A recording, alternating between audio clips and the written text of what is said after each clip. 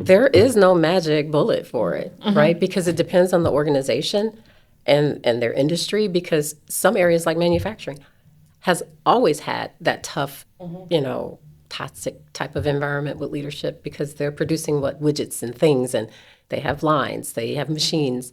And then you have healthcare environments where they teach, how you should handle patient and patient care and the expectations there.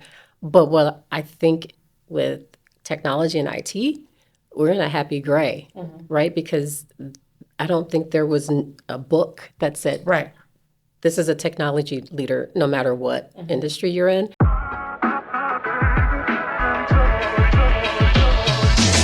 Good evening, good afternoon. Welcome to another episode of Life Empowered Living Room.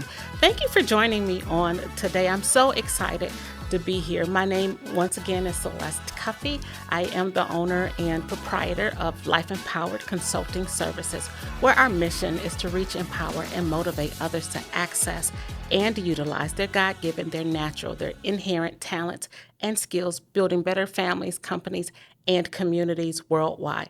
I'm so glad you're here with me on today. And not only am I glad that you are here, but I am so honored to have such an esteemed and amazing guest, Tiffany Dillon. Thank you. I'm super excited about being here today. I know, so we have been laughing and chatting it up before the camera started rolling, so I think that this is just going to be a continuation. And so let me just ask you something. Once I looked at your resume and everything that you've accomplished, if you thought about where you were today in your life as a chapter in a book, what would you call it? I would call it ownership and accountability. Tell me more. So I'm in a phase where I want to make sure that I'm owning things from beginning to end and understanding what that ownership is, whether it's at work or outside of work. But at work, right now, there's so many things changing because I work in IT, and making sure that you can say, yes, I own this. I'm doing all the things that I'm supposed to do, A to Z. And a part of that is accountability. If things aren't working and I'm not fully owning it properly, that's also a part of it. So I think it's huge for people to be able to say, I own it, and I'm very accountable for it. So that's where I'm at right now. Wow. So how does that feel? How much pressure is that for you? It's a lot of pressure, but it's also a lot of introspective thinking, because you got to analyze what you do, and you got to be okay with feedback from others when they feel you didn't quite hit the mark, and pivot. Sometimes you got to make adjustments and change and be okay with that. So it gets uncomfortable. Yeah, absolutely. But I think that that's the value of any of us who are life learners and want to grow. We have to be uncomfortable because that's where our stretching comes, right? And so when you talk about that uncomfortable feedback, how do you handle that? So first of all, it's uncomfortable to sit in the conversation. Right. But it's also a good way for you to ask for more information. So I always want examples. So if you're going to give me some feedback, give me examples of what good looks like and what you felt I did that wasn't so good in the moment or over time. I think when people give feedback, the biggest piece is you got to give people something to work with, and you got to tell them, okay, yeah, it wasn't hitting the mark, but you did touch on these things, and this is how you can make that better. If I don't have examples, it's kind of hard for me to kind of jump to the next step from there. That's so good. And clearly, we've just jumped right into kind of the work perspective, but I really want the listeners to get to know about you. Tell us about Tiffany. Who is Tiffany? That's a loaded question. Yes. Lifelong learner. I can be complicated, but I like to solve problems. So whether that's at home or at work, which my husband will tell you, leave his tools alone, because I think I can fix stuff too. Like I said, problem solving. When I think I can fix something, I'm trying to fix it. I'm very curious. So some of my favorite things are to watch and observe, whether it's a crime show or a show that's solving problems and such. Like my favorite cartoon growing up, Scooby-Doo. I love it. It was always a mystery. Yes. And something to be solved. But I also am a person that is a very, very good, loyal listener. I'm always trying to help. That's innate and natural in me. How can I help? Even if I can't fix it, how can I help you get to the point where you can fix it? So that's part of how I help my teams develop as well when I'm giving, feedback and career development paths for them. It's if I don't get you there and I'm just doing that mustard seed part of it, but then I can watch you grow later, I've helped. So love helping people. I love that. And I will tell you too that, sometimes the things that we find to be strengths, admirable qualities like the desire to help others can also be, I won't say overused, but they can also at times be to our detriment. Yes. So how do you manage helping without hurting yourself? That is always a tough balance because it depends on, are you enabling or are you helping? So you have to get to a point where you're figuring out whether or not you're helping the individual pick up and go on their own, or are you just enabling them to continuously do the cycle and not get better? So that's where it starts detracting from your energy and your time, is when you're an enabler and not helping. So I think it's also intrinsic to the person that's a helper to understand the value of their time. You got to understand the value of your time. How much can you expend in any given day to help others versus helping yourself and your family? So that's huge. Oh, that's so good. And so you are able to use the value of your time almost as a barometer or as a metric to help to discern, right, Yes. whether you're helping or enabling someone else. And I love the way that you described you, but now I'm going to throw a wrench in it. What would your husband say about you? Well, he says this quite often. I'm a nerd. I'm a geek. Those do not sound endearing. Wait. He says I'm strange at times because of my interests, and I'm okay with that. He said, but that's also something that I love about you because you're different and we're not the same, right? So it's probably the yin and the yang of us matching up. But yeah, he'll call me a nerd and a geek. And anything that I say I like, he's like, okay, now you're nerding out on me. So I love that. And one of the things that you kind of talked about just a little bit is being okay with who you are. I'm a nerd. I'm a geek. I'm leaning into it. I am okay with it. The people that love me are okay with it as well. How did you get to the point that you are okay with being who you are, how you are? I think I got there early because I knew I was different and I thought a little differently. Was strong into math, strong into science, went into IT based on my science teacher kind of saying, hey, you're good at this, you're good at this, and he offered up classes. It wasn't what everybody else was doing, and I was okay with not doing what everybody else was doing. I read a lot, so I was always in books. They even said at our last class reunion, one person was like, you were such a nerd. You would actually raise your hand and give answers. How dare you in school participate? But to that point, I'm in high school. I didn't care. Yeah. If I had the answer, yep, I'm going to say I got the answer. But I'm also proud that I knew the answer. I've gotten to a point, I guess, further in my life and further in my career, probably in my 30s. I realized I'm not for everyone. And you have to be okay with that, all or nothing. You got to be okay with, I'm not going to be best friends with everybody. Right. And life continues. I love that so much. For me, I am a person who loves people, right? And so I love relationships, and I love building relationships and friendships with people. That's kind of like, I'm an extrovert, so that's almost where I get my energy from. But at the same time, I had to learn that lesson that just because we're not best friends or just because I'm not in your face every week, every month or whatever, doesn't mean that I don't love you and you don't love me. Right. And that's okay because we don't agree on all of the things, right? That's perfectly okay. Yes. And life, like you said, life goes on. And as a matter of fact, now going back to your comment about time, you've been able to reallocate that time for things that are more edifying for you and the people and your family. And growth. Yeah, and your own growth. And I think that's so important. How do you teach growth to those around you? So my husband's going to hate I'm saying this, but When we first started dating, I had a golden rule. And one of my rules was do not waste my time. I can't buy it, steal, or borrow time back, right? Once it's gone, because I could be using that time to better me and to better my community, right? So in my view, if you can explain to people the value of time, that's where you can get them to really understand this is how you can grow, because you can pull that time back and say, you know what, how can I better my life? How can I better my financial situation? How can I help my family?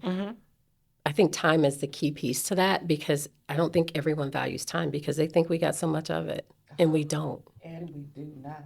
Yeah. And I think we're getting less and less, quite honestly. Right. Like it's August already. Like It flies by. Man, you are so right about that. And so when you think about those that you influence, right, your sphere of influence and your circle, what are characteristics about those folks that you say, I'll keep them close, I'll bring them into my inner circle space? Number one, being genuine. I do not do smoke and mirrors, so I have to have genuine people around me that will give me genuine feedback, that will say, look, you have stepped outside the line, come on back in, or you shouldn't have said that. They will course correct me, right? Because they're genuine, and I'll take their feedback. And they're not always looking for something from me, that we're okay with being in each other's company, complimenting each other, doing activities, learning together, that it's not me constantly pouring into somebody, right? So my circle is varied for that reason. I love that. And that's actually one of the questions that I also wanted to make sure that I asked you is that, at your level in your organization, and we haven't even talked about your official title and all of that yet, but you carry a lot of responsibility, right? So who do you go to for support and mentorship and guidance? So I do have mentors, and we joke all the time, you're my mentor, whether you think you are or not. From prior leaders that I was under, and peers, just people that I trust, and we are kind of dealing with similar things, and they're in leadership roles that I can be open and honest with, and we can talk about it and, know it not go anywhere, right? That I can give detail enough to get true, insight and support, that you have to build your circle of professional people, not just personal people, but professional as well, and get those mentors that can say, look, this is how you navigate this situation, or don't do this. This is what will happen. But you got to have that sounding board set of people. So how did you build the those people that you're going to them because you trust them, whoever they are. Yes. What were those characteristics that put you at ease to say, I can trust having this conversation with this person? So it's both ways, right? Like if they trust me, I can extend that trust in as well. But I think you test it. There's little things you can trust people with before you trust them with big things. Right. So then you can kind of see, oh, I can really trust them. And we do have time put into having a relationship, whether it's personal or professional. I love that. Absolutely. And now I believe you have twins. Yes. So how did you manage? It's one thing to have multiple kids. It's another thing to have two of them at a time. It's another thing to be the only woman in the house. So you were Yes. with three gentlemen and climbing the corporate ladder all at the same time. It's definitely a balance. So I had to create my own personal non-negotiable list when it came to work on what I was not going to cross the line on as far as family time and things that I did to support the stuff that the boys did. Because they were in sports almost year-round, and some of it included travel, especially with summer and spring. So I had a list, like, I'm not missing these activities. And if that meant, which I have done, sat in the stands during the basketball game with my laptop and worked, or made sure I had my laptop next to me just in case I had to get a call and take care of something as I was moving along in my career. It's creating those boundaries. And sometimes I probably could have moved faster in my career, but I was taking my time, making sure that I could spend time and have flexibility with my sons as well while they were growing up and have all their activities. Because one of the things I felt with the non-negotiable list was kids don't get do-overs in their childhood. You don't get to redo growing up. You don't get to redo any of that, right? Can I redo my career? Absolutely, I can pivot. But kids don't get do-overs in how they grow up. So that was my big cornerstone.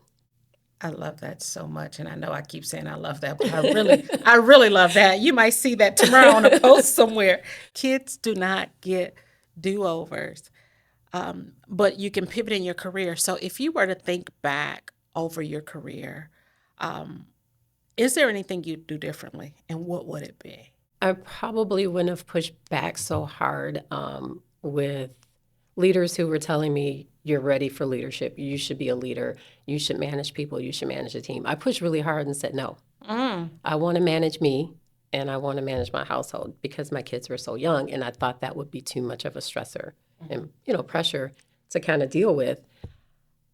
And after I did it, I'm like, I could have handled that. I thought I couldn't have, but I could have. But you don't know what you don't know. So that was the unknown that I didn't want to try at that point in my career. And now you also said that you had a teacher who recommended that you go into IT because of your skill set, your strengths, things you have the natural acumen for. If you thought about it now, would that be the same field? Would you still do that, or? I probably would. He initially is because I was good at math and science. So he was trying to get me to major in science as well. So it was like we straddled the fence, but then he offered elective classes where he taught programming. And I liked it and I did well. And he's like, this is an option too. If he had never offered those classes, I wouldn't have never known about programming. So IT wouldn't have been in my radar. So I think things happened how they should have. And I think I still would have picked IT because it gives me the opportunity to do different things because there's so many niches and different focuses that you can do. And it's ever changing as you can see how things have evolved, between AI and data, right? So that's so true. I always think about when fresh out of high school, I wanted to be a nurse. And I went to UWM for a year and a half, getting into nursing. But I also took a job as a CNA, a nursing assistant, and they put me on the hospice unit. So here this is a 19, 20-year-old kid taking care of all of these people who essentially were in their last days and stages. Yeah. But I always think about that because if somebody would have told me, hey, there's another field in nursing you could go into, I would have been a nurse. I just did not know. The exposure. I left the exposure. And so how are you keeping yourself exposed and exposing other people to this field? So I stay with organizations that are trying to make sure that we expose technology fields and jobs to underrepresented people. Okay. So I stay connected to those like IC Stars. I'm on their advisory board, and you and I both make sure we support all of their events so we can make sure that that gets out there. I still stay connected with different events at UWM, which is where I graduated from, for the students that they have in their STEM camps there. I always open myself up to be a mentor and to just answer questions and coffee chats for individuals just to kind of pick my brain and understand what I do and, what happens in the field. But I do a lot of networking, and I also go to different conferences and summits and workshops just to kind of stay sharp on what's changing and what's out there in the field as well. And because I'm a nerd, I will study for certifications too to stay on top of my skills. That is hilarious. It's like, and the nerd in me says, take a certification. Dive in. Why not? Yeah. Right? Why not? I love that. So would you say that those certifications and conferences and those are the things that are also helping you feel like you're remaining relevant? Absolutely. There's so much. When you're in an organization, you know what your organization does, point in time. But there's so many things happening in the industry that different organizations are doing that you may not be ready for, but you should know about. So I think it does keep you sharp that way as far as what's happening and what's changing, because we heard about AI, but now it's hit us over the head. And how do we control it and use it in the right way, right? So we're not as deep into AI as some other organizations, but I need to stay on top of it. Absolutely, absolutely. And it's changing so fast. And so Exactly. by the time you get it today, tomorrow you have to look at it again because it will be modified at some level, I Yes. believe. And so when you think about everything that you've accomplished, everything that you've just done over time, how long have you been married? 26 years now. 26 Yes. years. So 26 years, twins, this amazing corporate career. What would you say keeps you up at night now? It's not staying on top of things. So when you have tons of responsibilities, you're always trying to figure out which thing is going to drop or what can't drop, because you're always trying to make sure that everything is still flowing how it should. But I think the biggest thing is people, bringing people along is probably the toughest thing when there's change. Mindsets and processes, those are the toughest things to shift when it comes to technology in our industry. So it's making sure that we keep the people sharp and understand why they have to move along as well, and stay educated and be on top of the industry stuff too. So I think the people stuff is a little much more of a balance for me, but that typically keeps me up at night is what thing is going to drop or possibly drop. Absolutely. I used to do change management work, and so I know what you're talking about completely, and building those relationships just to bring them along. And that's where, again, they got to trust you and you got to trust Yes. them, and you got to know how is your dog doing? How you like all, the whole thing. But it's so important as you are building and maintaining and evolving an organization, right? Yes. Those relationships and the organization as a whole. But when you look at your totality, right, of your life again, what are some principles that you really stand on? What makes you who you are? That I'm going to be genuine in whatever message I deliver. Okay. Some people dance around it, a lot of things, and sometimes it waters down the message because they're doing a smoke and mirror show. That was one feedback I got long ago in my career. They're like, when you told us, raise the flag, something's wrong, we believed you because you never had smoke and mirrors. You never danced around stuff. So if you said it, we trusted it. So that was huge for me. That was really good feedback because I was like, well, I just naturally do that. I didn't realize it was a trait. So for sure, stand on that because even if I have to deliver bad news, there's a way to deliver bad news, but you gotta be genuine and tell the truth. You got to get it. So that authenticity, Yes. And who you are is very important. So how do you take care of you? Me? Me? I like Did you? Me? Me? Do I get to take care of me? I do different. I love being outside, working the flowers and stuff. So I love summer and spring. So I tend to my flowers and my flower beds. Movies, I read when I can and kind of squeeze that in. But I hang out with my friends. They kind of recharge me, because you get to step away from your day to day. I started to do more traveling, so that helps a lot too, to kind of be able to check out. That's good. So you are actively practicing self-care. And that's just so important as individuals, and we're navigating through this life, right? Kind of make you tired sometimes to think about it. And so kind of the premise of this, our time together, I have the Life Empowered Consulting Services, but I have these 3 pillars, right? One is to embrace, one is to empower, and one is to elevate. When I think about embracing, it's bringing everybody, right, along with you, and not picking people, but just loving and supporting and trying to be there for kind of the whole. And then when I think about empowering, I think about giving people the tools that they need to be successful. And then when I think about elevating, I'm thinking about creating pathways for them to actually, right, use the skills that we've now taught them. And so when you think about those three words, what really resonates with you? I would say empower. Okay. I'm really big about making sure people have the exposure and the tools to do what they want to do. Whether they do it different thing, right?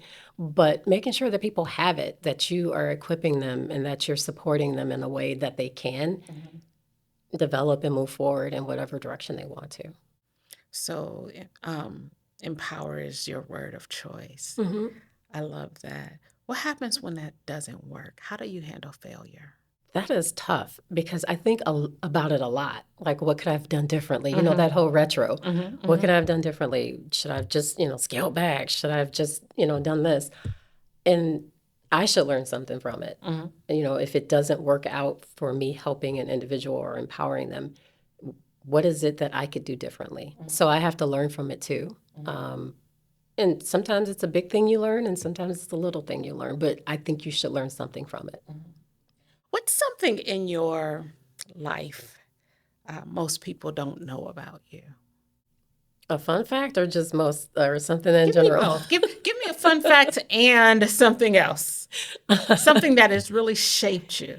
Fun fact is I have this thing about wax museums. So I've gone to every wax museum from Madame Tussauds in the U.S. except one now. Okay. And again, that was one of the geeky things that my husband calls out about me. And people are like, really? Wax museums? I'm like, well, I started one, and then now I decided to see all the others. So what is it about the wax museum? Just seeing how close to real life they make them. Okay. And just even sometimes because you see pictures of people and see them on the screen, you don't know their stature until you kind of stand next to the wax figure. So I just think it's interesting. Yeah. Prince really is short. Right? Yeah. Right. He is. And so is Madonna. Yes. I love that. Okay, so that's the fun fact. Give me another fact of something that really shaped you as a human. Shaped me as a person would be probably my childhood. Single parent home.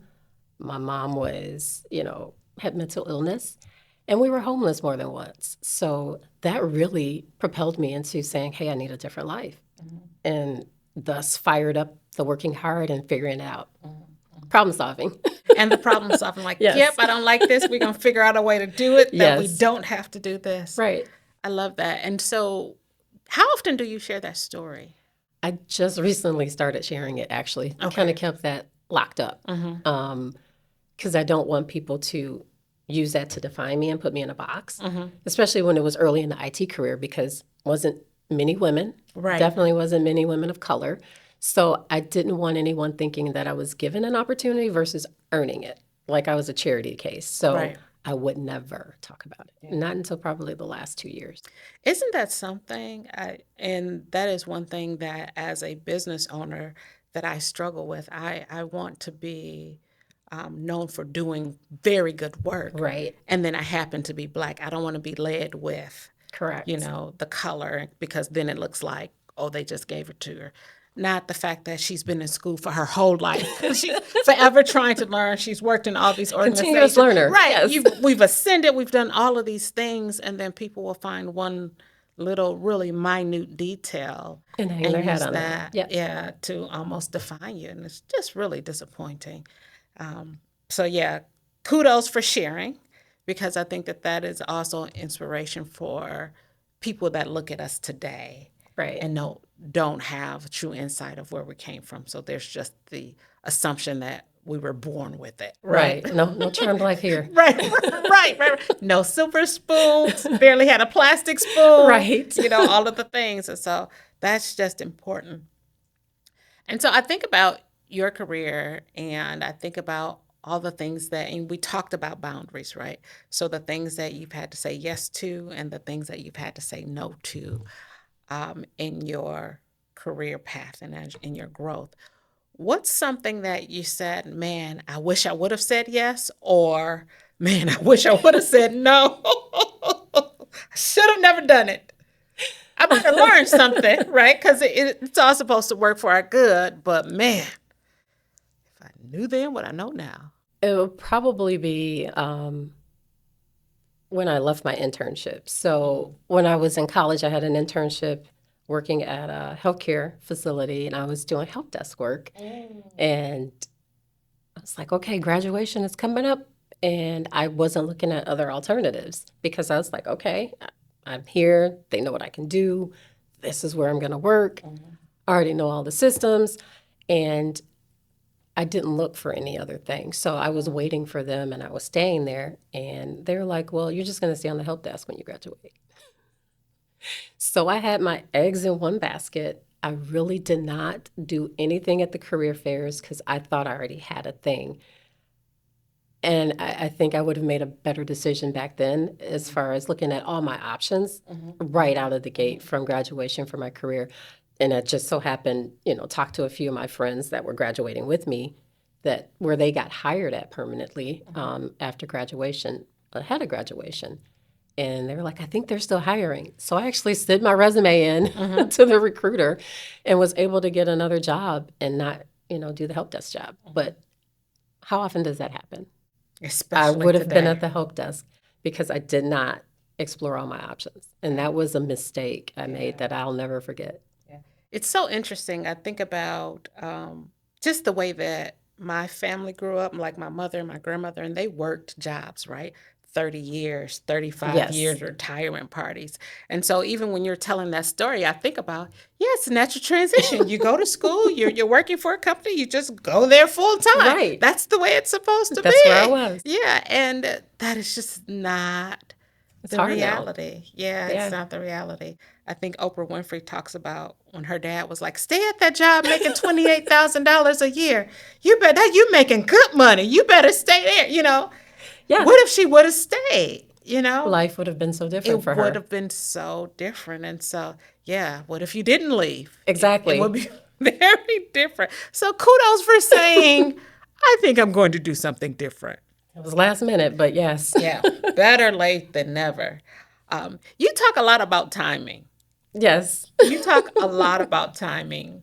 Tell me about that. Like, how did you get to timing being the barometer versus the people or versus the thing, but versus time?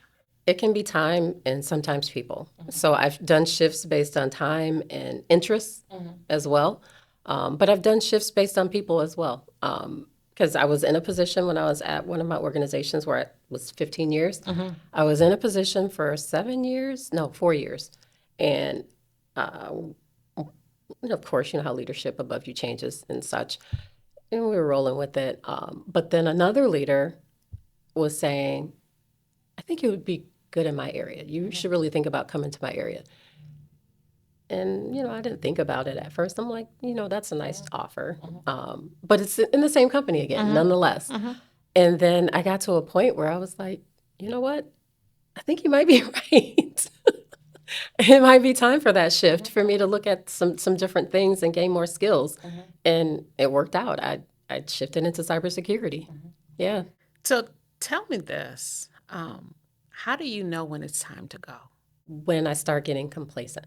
Okay. When I'm in auto cruise control, when it's easy, and I'm not challenged and I'm not learning new things, might be time for me to learn something new. Let's think about this. Whether it's a new industry or a new technology, I gotta do something that can challenge me. Absolutely. I love that. And so one of the things as a coach, one of the things that I talk to my clients about is if you're shifting, shift because it's the right thing to do for you, not because someone in the organization made you upset or, you know what I mean, some external situation. And so I'm glad to hear that you're saying, no, that was external. That's me looking at myself saying, I'm not growing anymore, or I'm complacent in this place.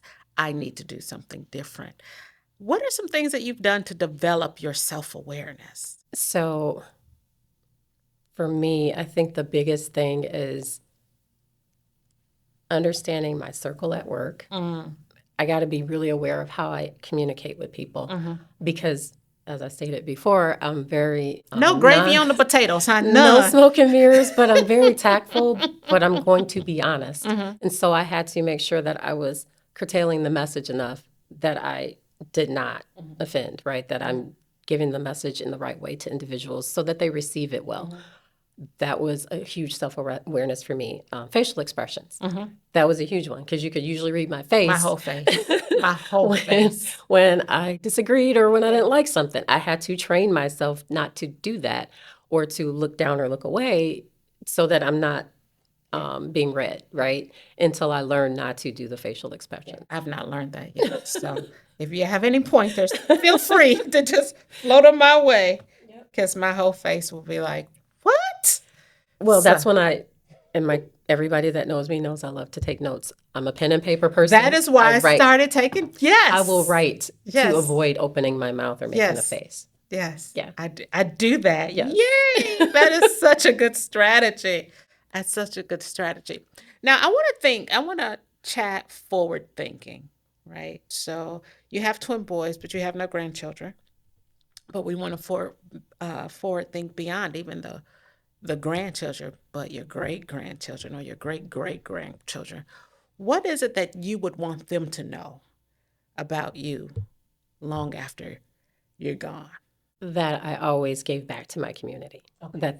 That's something that should be a given and an expectation, not a nice to do. I think people really look at it, oh, I was so charitable, I did this. No, I think it's a must do. You have to give back to your community so that it sustains for the next generation and the generation thereafter. Because so many things are falling off the rails because we're losing human kindness.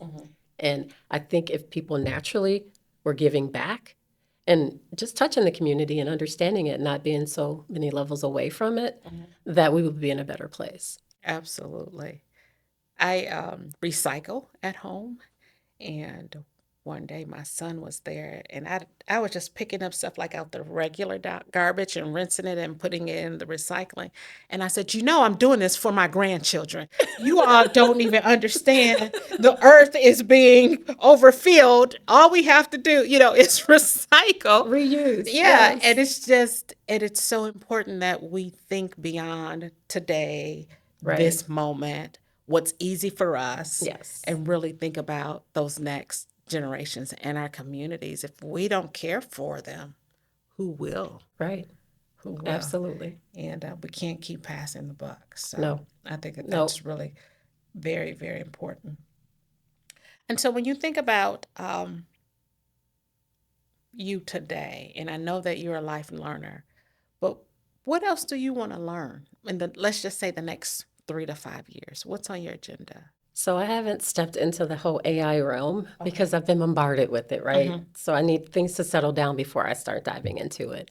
I could probably go back to the data science because I love data, information, to help you make decisions, better decisions, versus people telling me what decision I should make. I want to be able to actually use some of those large data models if possible. May not help me right now, but in the future it might. But more leadership training as well, because there's so many different dynamics that I know I haven't touched upon and what I could do better as a leader in my space.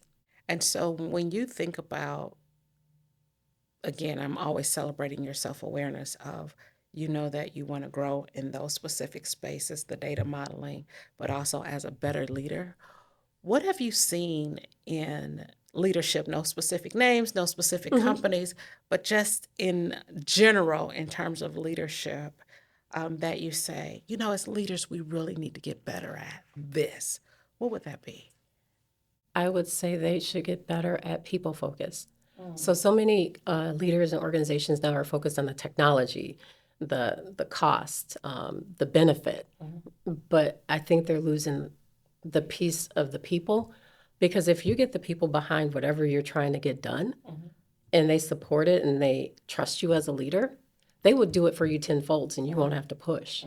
I think we lose the importance of people in it, especially now with AI, where people think they're going to get their jobs replaced by a robot or a chatbot. Having people understand their value as a leader, I think is huge. And I think it's been pushed to the wayside. And I don't know what happened between 2020 and now, but there is a distinctive shift that I've seen in how the leaders are operating now. No, I absolutely agree. And that's not just in the workplace either. We're in the middle of this political cycle right now, and it is wild Very. how, Behavior. yeah, thank you. I was trying to Yes. find the word. I was like, whew, you are absolutely right. And so, what's the solve though? What do you teach? Be nice, be kind. Like, what do you teach a leader, someone who is in a position? And honestly, a lot of toxic leaders are in position, and they got there with those same toxic behaviors. Absolutely. So they think they're fine. Absolutely.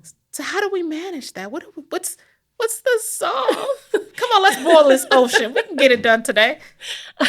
The solve is there is no magic bullet for it, right? Because it depends on the organization and their industry, because some areas like manufacturing has always had that tough, toxic type of environment with leadership, because they're producing widgets and things, and they have lines, they have machines. And then you have healthcare environments where they teach, how you should handle patient and patient care and the expectations there. But what I think with technology and IT, we're in a happy gray, right? Because I don't think there was a book that said, Right.